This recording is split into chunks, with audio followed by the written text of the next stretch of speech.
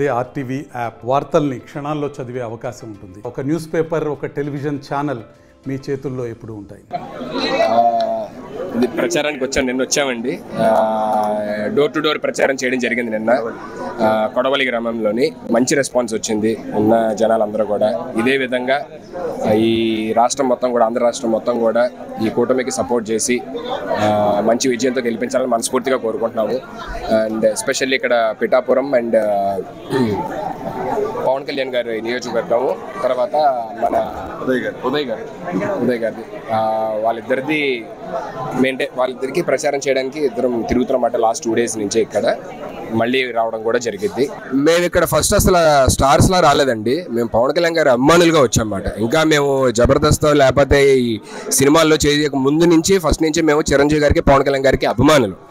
So మేమేమి ఇక్కడ actors లా రాలేదు, ఆయన అభిమానిగా వచ్చి ఆయన కోసం ప్రచారం చేస్తాం. నిన్న కొడవలు చేసామండి, ఈ రోజు రూట్ మ్యాప్ ఇచ్చారు. సో వైష్ణవ్ గారితో మేమిద్దరం కలిసి వెళ్ళబోతున్నాం. కొన్ని గ్రామాలని, దాదాపుగా ఒక 17 గ్రామాలు ఉన్నాయండి. ఆ గ్రామాలు మొత్తం కవర్ చేయబోతున్నాం అండి. ఉప్పాడ పరిసర ప్రాంతాల్లో ఉన్న గ్రామాలన్నీ కూడా. సో మీరు అడిగినట్టు ఆల్రెడీ విజయం ఖాయమైనట్టేనండి. పిఠాపురం గ్రామ ప్రజలందరూ, పిఠాపురం చుట్టుపక్కల ఉన్న గ్రామాలందరూ చెప్తున్నారు. పిఠాపురం పట్టణం కూడా, పట్టణం యొక్క ప్రజలు కూడా చెప్తున్నారు.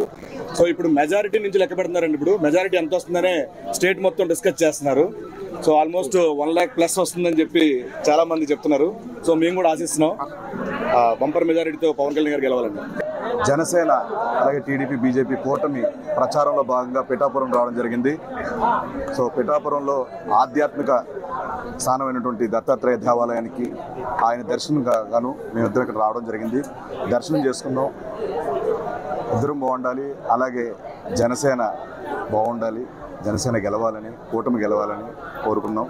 చాలా సంతోషంగా ఉంది. గారు ఏ పదవి అధికారం లేకముందేనండి చాలా వర్గాల ప్రజలకి కష్ట నష్టాల్లో ఉన్నప్పుడు చాలా చేతునిచ్చారు. ఆర్థికంగా సాయం చేశారండి. ఏమీ లేనప్పుడే ఇంత సాయం చేసినప్పుడు, ఇంత తోడునీడగా ఉండినప్పుడు రేపొద్దున ఒక పదవి ఇచ్చి చూస్తే ఎంత బాగా చేస్తారా అని చెప్పి మేము ఆశించి ఆయనకి ఉడతాభక్తి సాయంతో ఆయన వెంట మేము నడుస్తున్నాం. మరిన్ని వీడియోస్ కోసం ఛానల్ ని సబ్స్క్రైబ్ చేయండి. లేటెస్ట్ అప్డేట్స్ కోసం వాట్సాప్ ఛానల్ ని ఫాలో చేయండి. అండ్ లింక్ డిస్క్రిప్షన్ లో ఉంది.